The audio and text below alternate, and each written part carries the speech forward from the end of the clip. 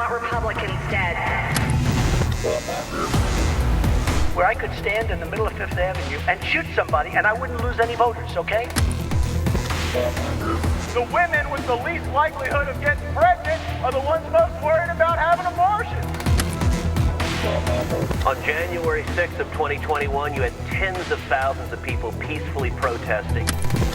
So, it's not a right-wing conspiracy theory. It's not QAnon. It's real.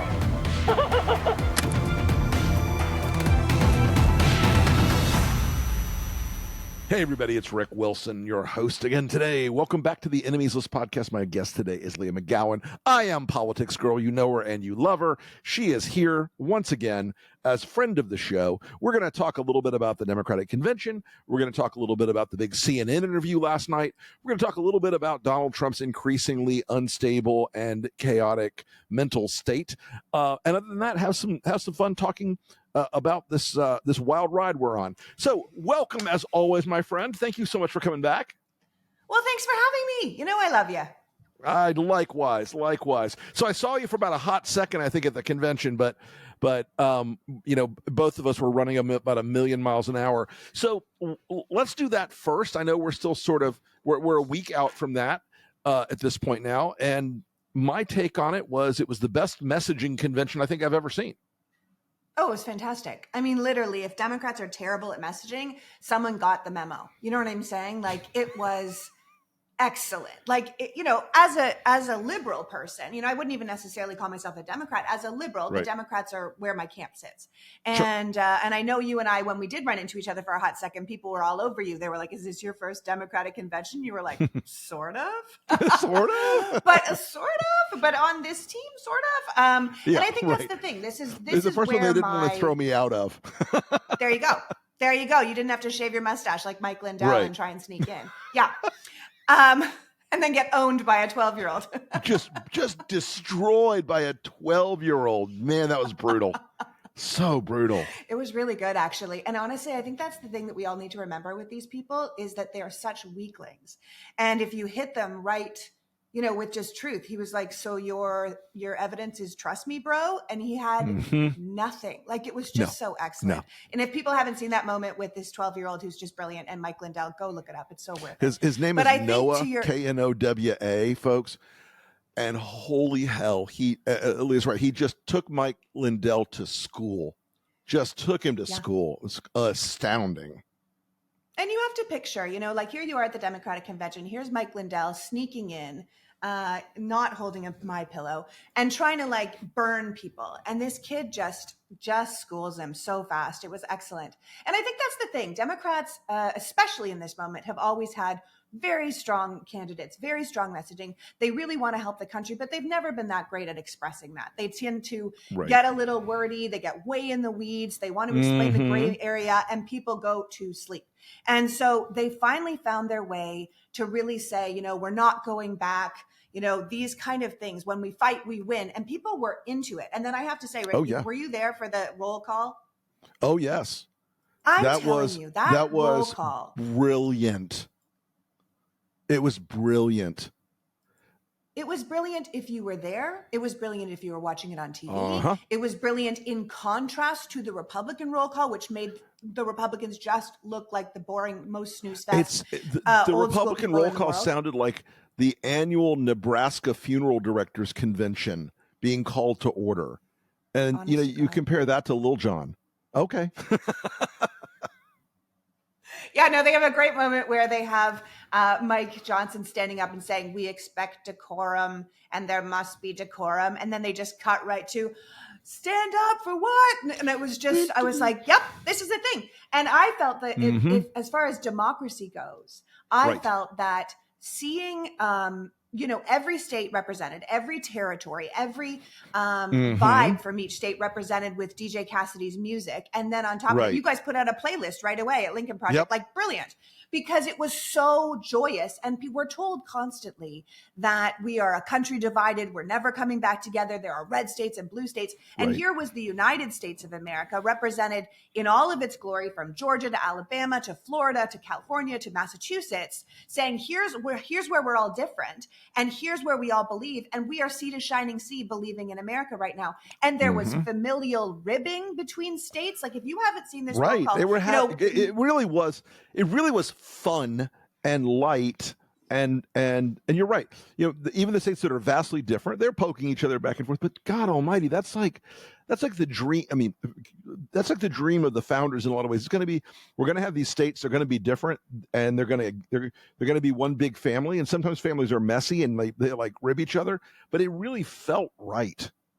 Yeah, that's what the country's supposed to be like. The founding fathers literally thought that we would at first identify with our states, right? So that's why we had this kind of states' rights thing, that we would be first, to our local state, because that's where we sort of were most like.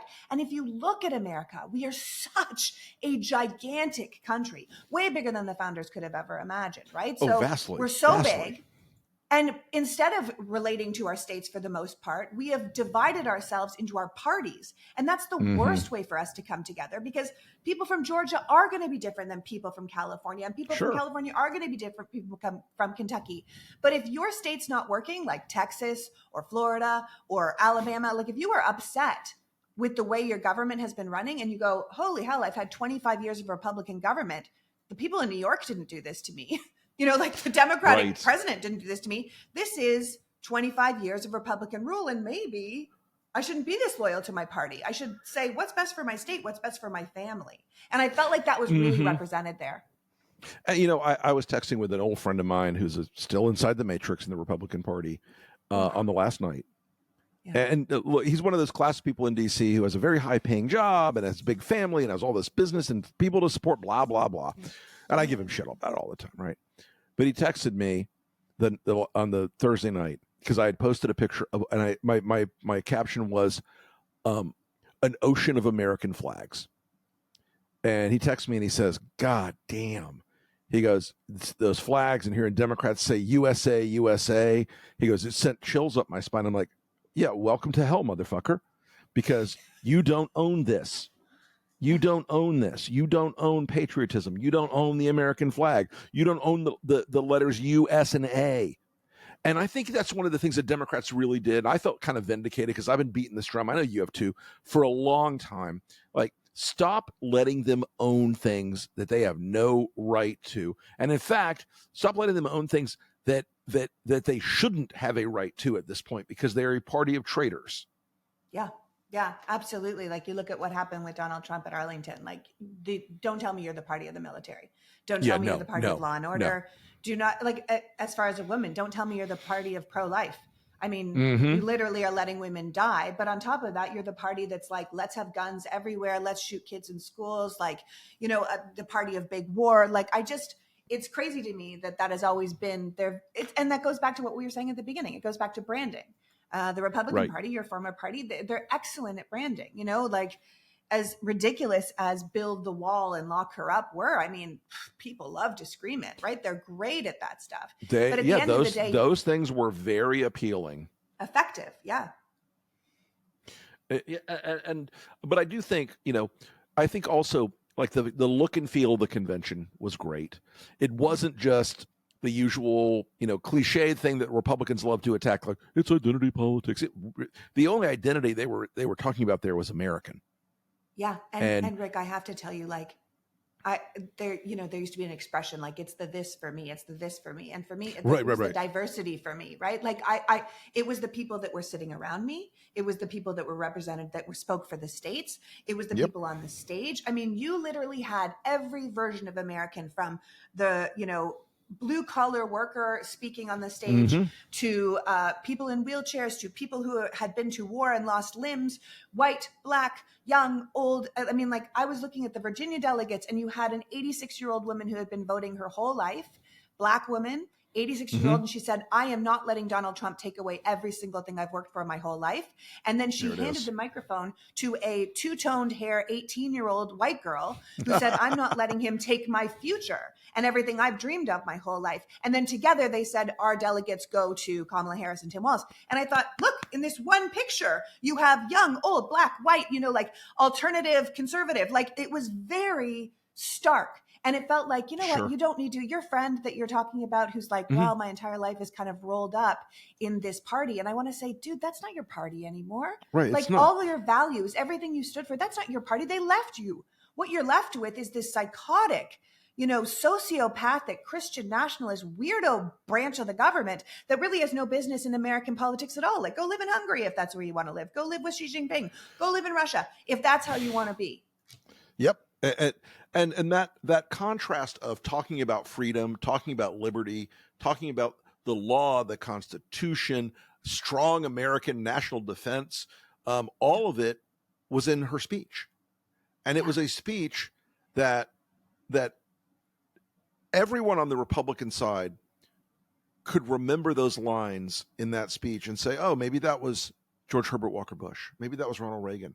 Because she didn't caveat her love of country. She didn't soft pedal that she's the strong one on security.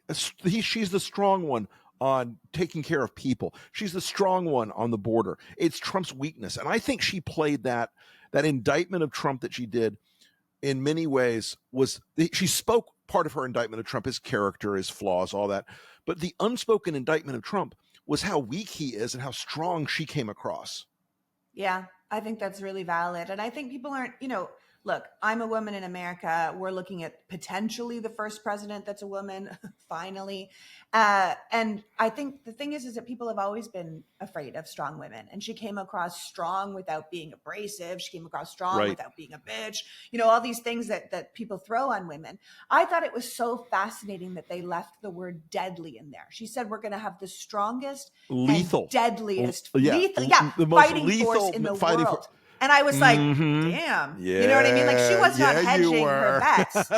She was like, get our military out there and we will decimate if that's what you are asking us to do. And I thought that's a bold word. And I think people want to hear that we're not going to take away from our military, but we're also going to make sure that we're strong here at home and we're taking care of everyone and not just this select group at the top that have always had all the power and are trying to take all the power back now. But don't you think it was smart of her? She didn't do the elect me because I'm a woman, elect me because I'm a black person, elect me because I'm a South Asian person. She didn't do any of that identity stuff. She made a case. She said, elect me because I'll be a great president for you. Yeah. That I'll protect you. I'll help you. I'll do the things that a president should do. You'll never have to be afraid of being embarrassed or harmed by leadership from her. I thought the framing of that was enormously effective. Yeah, she actually never mentioned once being the first woman president. That's right. She was just talking about being the president. And that is how people should look at us. That it's not, other people were like, this would be great. Our first woman, our first, black, our first South Asian. But she didn't. She was like, here I am. This is what I'm doing. And it's also the dichotomy of the ticket for me. Like, you have this strong, badass, prosecuting, just amazing woman. And then you have this new version of male masculinity in Tim Walz, right? He is not only a hunter, a veteran, a fisherman, an outdoors guy. Like, the camo belongs to him as much as the Republicans are losing their mind about the camo hat. It belongs to him. He's worn it his whole life. It is his authentically. And then on top of that, he's a teacher and a great husband and a wonderful father that caused both his children to just burst into tears with pride. He has his old football team come up on the stage because they just loved him that much. He helps children who can't pay their school lunch debts. He pushes his neighbor out of a snowbank. I thought it was so amazing that they had his state had his neighbor speak to giving the delegates to them. And then they had another neighbor up on stage that was like, he used to coach me in 7th grade back, and you're like, unbelievable. Like, this guy's the real deal. Right. So you have this strong woman and then this man who is amazing, but also I would use the word like soft in a good way, and of what we often see as feminine, kind, goodness. It's the kind of way I'm trying to raise my own son. Like, you don't need to be elbowing people in the face to be masculine. There's lots of different ways to support us. Look, I think that's something that and look, I come from the South. I come from a family of people who hunt, who fish, we're outdoors all the time. We're around dogs and horses and shotguns, hunting birds in the fall and all this stuff, right? And MAGA had this image in their mind of masculinity, that the cruelty and the ugliness of the way you behave is how you score your manhood. And I got to tell you, having been raised by southern women in a lot of my life, I would have gotten my ass whipped. My grandmother would have said, "Go out and get a switch, boy. Go get a switch from that tree." If I had treated a human being like a lot of these Republicans treated Gus Walls, or acted like that, because the conflation of cruelty and masculinity is a gigantic fail in our society. The conflation of cruelty and strength is a giant disaster. These people are not masculine. They're not men. They're not tough. If you're photoshopping Donald Trump onto some guy with an 8-pack, that's not masculine, y'all. There's something all different there. You guys should come out and be happier in your lives. But the weirdness of it is just, you did see Walls actually display, that steadiness, that decency, that competence, that sense of he's a squared away dad. He knows that his responsibility in this world is to take care of people. It is to be good to people. It is to treat people with respect and dignity and courtesy. Yeah. I think you're right about this whole idea that we've been pitched for so long that to be a real man, you have to be bro and cruel and, alpha, and that any sort of different version of that is some sort of beta boy. And that's not the case at all. No. That there's a reason that men, especially older men, are killing themselves more than any other group. Yep. There's a reason that there's this epidemic of loneliness. And it's because if you don't make any true friendships in your life, because you're alphaing around and being bro about everything and never talking about your feelings and never talking about how you feel, you're going to get to a certain point in your life where you feel isolated and alone. And that's when men start, turning guns on themselves or turning guns on other people or turning their hands on the women and children in their lives. And there is an epidemic of that. And so what we're saying is, hey, there's a different way to be a man, where you're actually part of society and we embrace you in your humanity, and it doesn't make you any less alpha. You know what I mean? I always laugh because because I do things for my kitchen. Of course, when you see my rants, you get a whole collection of men online that say, "Shut up and make me a sandwich," right? Like that's, the gist of what we get. And they also say, "Your poor husband. He must be such a beta to be married to you," because I'm a mouth, whatever. And I laugh because my husband is like, if you met him, you'd be like, "Oh, this guy was a Marine," right? Like that's what he looks like. He's like big and outdoorsy and climbs mountains and shoot guns and grew up in the military with his father all over the world. And my son is exactly the same. If you met him, the first thing people say to him, they're like, "Well, what's your sport, bro?" Because he's this big, huge boy. And he's like, "Oh, I'm a singer." And they're always like, "What?" But what? That's what he is. He's a singer and an actor, but he looks like a linebacker, right? So that's the thing. You don't have to be this one tiny box that we have stuck most of American men into, this kind of like man box syndrome where they're miserable. And then they feel like they have to make everyone else miserable around them to justify their own misery. That's the incel community. That's all of it. And I think you see in Tim Walz that we don't need to be doing that. And I love it. I love it for American men. Listen, again, the idea that your Punisher decal on your Ford F-250 and your dollar store knockoff Costa sunglasses and your shitty Twitter account makes you a man. Y'all need to get a grip out there, gentlemen. That ain't it, bro. So I want to jump. Honestly, you'd be more happy. Yeah, they would be. They would be. I want to jump to, Kamala Harris Vice President Harris had a very, very good week since the convention. And last night we saw another one of what I call the stupid Trump tricks fall apart. they for weeks were saying, oh, she can't do an interview. She will get destroyed in an interview. And Trump was saying Dana Bash should give her a tough interview. She can't do it. And yet she went on CNN last night with Tim Walz. And I don't know about you, but that was a pretty good interview. It was an excellent interview. And here's the thing. People were online the whole time during it being like, Dana Bash is like coming at her hard. Like she was trying she wasn't fooling around.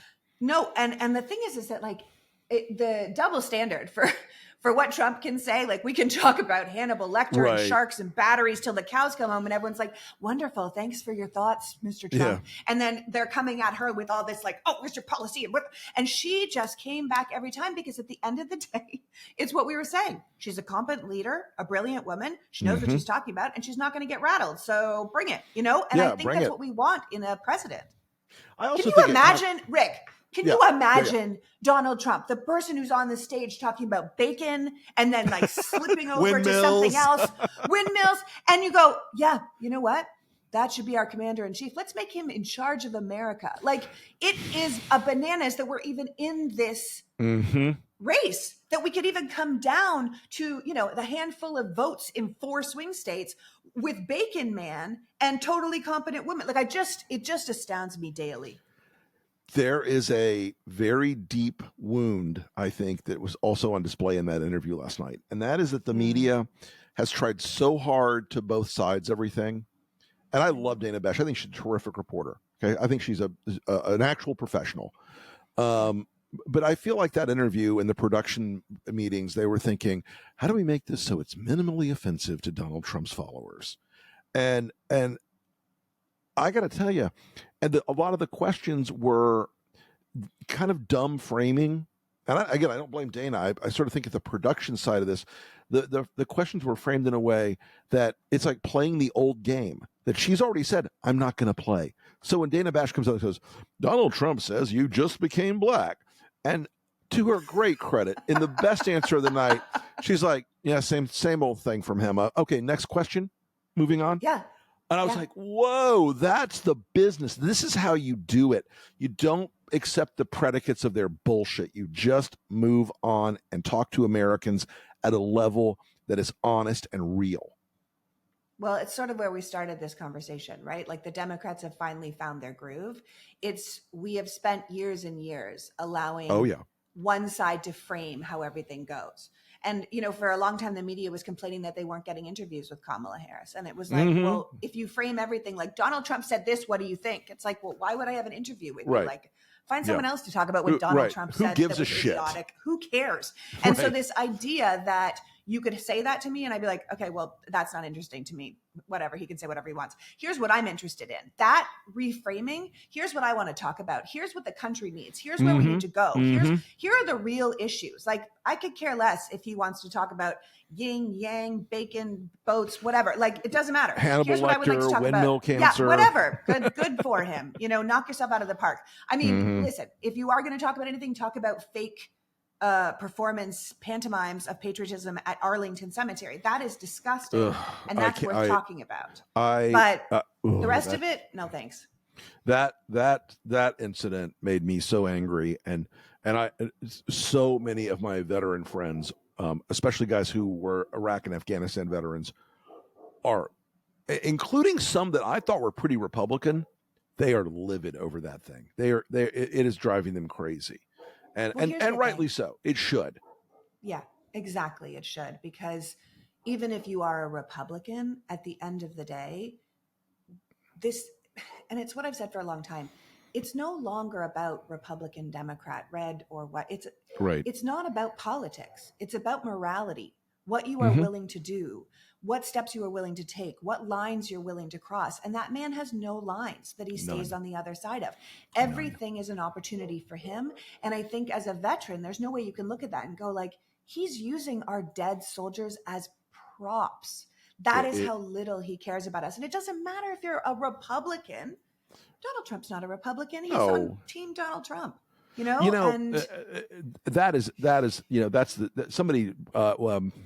Somebody said earlier, Windsor Man said earlier, he said, Donald Trump's not pro-life. Donald Trump's not pro-choice. Donald Trump's pro-Donald Trump. Yeah. And everything he does is centered in that axis of being Donald Trump. So, and that's the next thing I want to talk to you about really quickly is the Republican Party in Donald Trump, at least, and his campaign team, have clearly finally understood how stupid his bragging about ending Roe v. Wade was, and how stupid, backing all these state laws that made abortion access even more difficult. And yesterday he comes out and says two things. The first is that he's in favor of the Florida ban, or not, maybe one or the other, of the Florida pro-choice amendment, to end the ban. And then he says we're going to mandate IVF coverage. We're going to tell health insurance companies they have to cover IVF, or we'll provide it free from the government. I think he just endorsed Obamacare. Yeah, listen, the man stands for nothing. He doesn't understand his own policies. He just alienated the whole, evangelical pro-life crew that he's been cultivating since the 80s.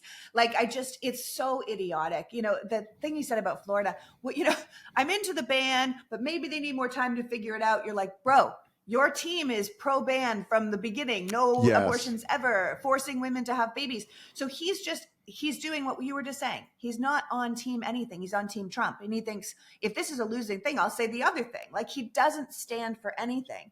And we have to understand that if Donald Trump gets into office, Donald Trump's not in charge. It's the people from the Federalist Society. Yeah, it's Leonard Leo and Heritage. Those are the people that are going to be making the calls, and they're going to be like, yeah. And the people that wrote Project 2025. And so, he can say right now, I'm going to make sure that everyone gets IVF. If he gets into office, we're not getting IVF because those people don't want it. So he's just saying what was best for him right now. But that is not what would happen if he was in charge. And honestly, I think Donald Trump should look out for open windows if he gets in charge, because I don't think they're keeping him around. They need him for the election, and that is it. That's why they picked an empty vessel like J.D. Vance. And I think Trump should look out for his tea and his open windows if he ever. Yeah, there's a non-zero chance in the people who imitate Putin start to imitate Putin. Yeah. So, what are you watching for as we come up to debate week on debate day on the 10th? I mean, look, there's not much to watch. I mean, we know who Donald Trump's trying to get out of it right now. And he's like, listen, we know who she is and we know who I am. Do we even really need to debate? And to to our point earlier, the Democrats are really getting it now. They put up that conversation the other day with just a sound of a chicken underneath the whole thing. It was just right. Bark, bark, bark, bark. And I thought, all right, they're nailing social media, because that's exactly what's happening. He knows he's going to get decimated by her. Mm-hmm. He knows she's smarter than him. He hates smart women to begin with. He knows his people have got to know he's going to come off like a misogynistic asshole. And, at the end of the day, he doesn't want to do it. So I think in some ways he's right. We know who those two candidates are. There's not much. If it happens, that'll be great. I keep thinking about Kamala debating Mike Pence, where she was like, I'm talking.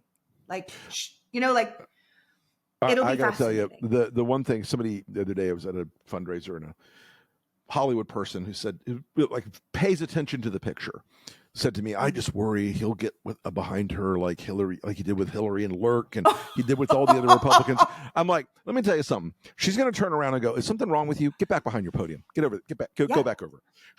Listen. I hope he tries it. I pray he tries that shit, because he is going to get wrecked. Yeah. Because Hillary Clinton, God bless her, she was still playing by the rules. She was still trying to keep it civil. And, he was looming around behind her in that debate. I remember watching that debate with my skin crawling. I was like, what is he doing? And she was still trying to be like, here are my policies and here's the organization. Right. And there is no way. Stop. Kamala Harris is not going to play that. She's watched that tape. I promise you she knows what's up. Yes. She's going to have, and she's going to turn around and be like, bro, what are we doing here? You know what I mean? Hop back over there. If I'd put a finger in his chest if I was like, back up, move along, go. Yeah. And every woman in America would be like, damn it, yes. You know what I mean? Because we all know what it's like to have some man too close to us trying to intimidate us. There isn't a woman, I swear to God, there is not a woman over 13 in this country that wouldn't be like, I had a talk with my fiance the other day about it. She's like, men who come and hover, there's a purpose to that. Always. There's always a purpose to that shit. Yeah. That when they hover really close. And That shit doesn't work, and I don't think it's going to work for her. But it's going to be. I'm excited about the debate. It's going to be a wild ride. But you know what? We've got a long road to go, and look forward to talking to you again before the election. I hope we do, and we have to have me come on so we can talk about my book. That would be amazing. Let's talk about it's coming your out book in September too. So let's do that sometime. I want to do one with your book as a pure promo on the book. I love that. That'd be great, because honestly, the whole point is to get us all on the same page again, because that's what we want. We want what we saw at the convention. Yep. We want From Sea to Shining Sea of Americans again. We are exhausted. Do you want to be hating each other all day and like checking your phone? Oh my God, what happened today? No one wants that. We want a government that frickin' works and takes care of us, and we can live our lives and try and be better people. This is obscene. We want a government big enough to give a shit, but small enough not to interfere. And that's where 95% of Americans really are in their hearts. Yeah, exactly. And I think we can have it, and that's why I wrote a book. Well, we're gonna do on book release week. Okay, we'll get you up there. All right, and that'll also be post debate, and we can talk about what happened. Perfect. We'll get you on the breakdown too. We'll get that. We'll get some book. We'll move that book. Let's do it. Let's do it. Well, listen, what a great conversation as always, my friend. Tell people where they can find you on social media. I am PoliticsGirl on all social media and PoliticsGirl.com. And you can find me any of those places, rants, podcasts, and then the book. God bless. All right. Thank you again, Leigh. We will talk to you next time.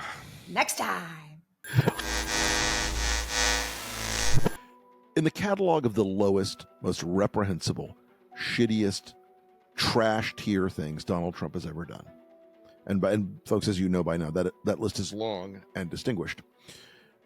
Having a campaign photo op in Section 60 of Arlington National Cemetery to build a campaign ad is the most repulsive and disgusting thing I've ever seen Donald Trump do. And I've seen Donald Trump talk about raping women. I've seen Donald Trump talk about sexually assaulting women. I've seen Donald Trump demean and diminish our veterans like John McCain. I've seen him make fun of handicapped people. But this moment where Donald Trump stood on sacred ground and where his thug, scumbag, fuck-tier, low-life enablers and handlers stood there with a film crew trying to make an ad claiming at a memorial ceremony Donald Trump laid a wreath, but Kamala Harris wouldn't go. It was a memorial ceremony Donald Trump made up. This is a repulsive, utterly vulgar and obscene expression of his desperation and of his contempt for our military and for our veterans and for those who have sacrificed their lives in service to this country.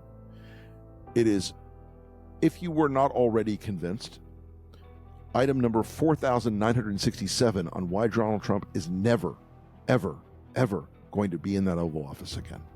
He is, as always, the very pinnacle of the enemies list.